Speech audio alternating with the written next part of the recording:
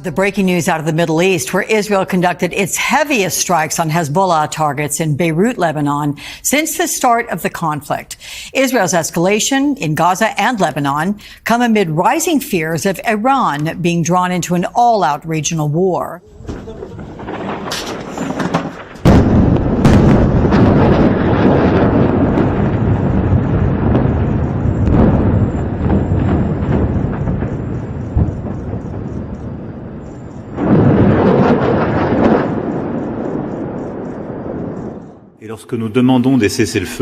When calling for a ceasefire, as we did for Gaza and as we did for Lebanon last week, we make sure we don't call for a ceasefire while continuing to send weapons for the war.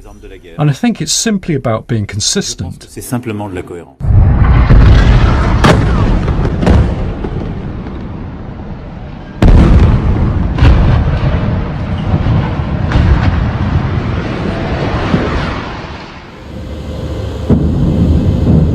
The bombing in Beirut goes on.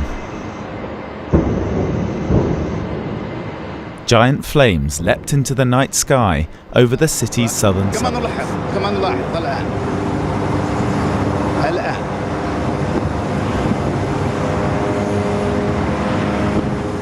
There was quite an explosion which just rocked Beirut. Here it is here. We take the audio as well.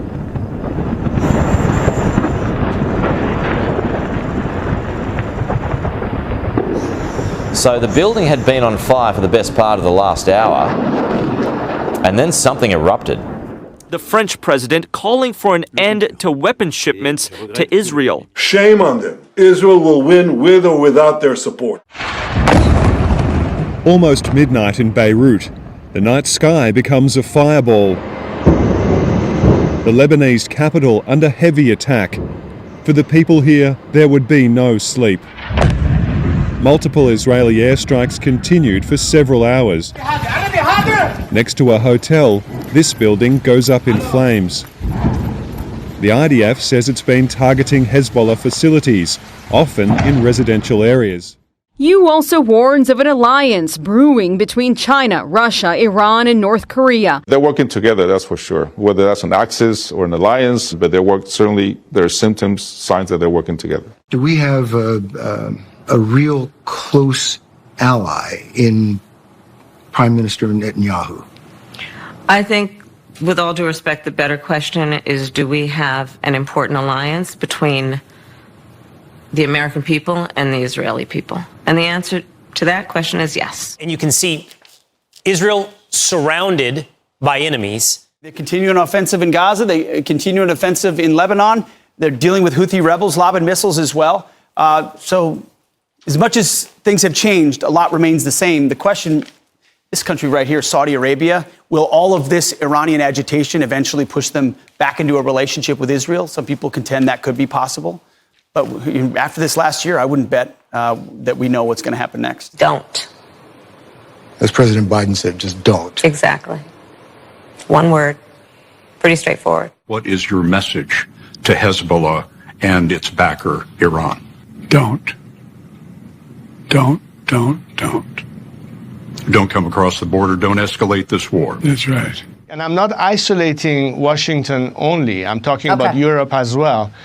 If you are focused yet again on whether or not we can appease this regime and cut a deal with them and negotiate with them, and in a way expect a behavior change from this regime, that simply means that we have yet to understand the DNA and nature of the system. Russia's foreign ministry said on Friday that a decision to remove the Taliban from a list of banned terrorist organizations has been taken at the highest level. In July, Russian President Putin had said that Russia considered Afghanistan's Taliban movement an ally in the fight against terrorism. It's difficult to say whether Washington understands this, but so far this show has been going on following the Israeli script. And if it reaches its finale, the conflict can reach an unimaginable level of escalation and will threaten not just the Middle East, but the entire world. Today, Hezbollah, for its part, continuing to fire rockets on northern Israel. And then this morning in northern Gaza, the Israeli military ordering more than 300,000 Palestinians to once again evacuate. This time, the Israeli military says they're focusing on the Jabalia refugee camp, where they say Hamas is reconstituting on the same day that they targeted a mosque and a school in the central part of the strip that they allege Hamas is exploiting.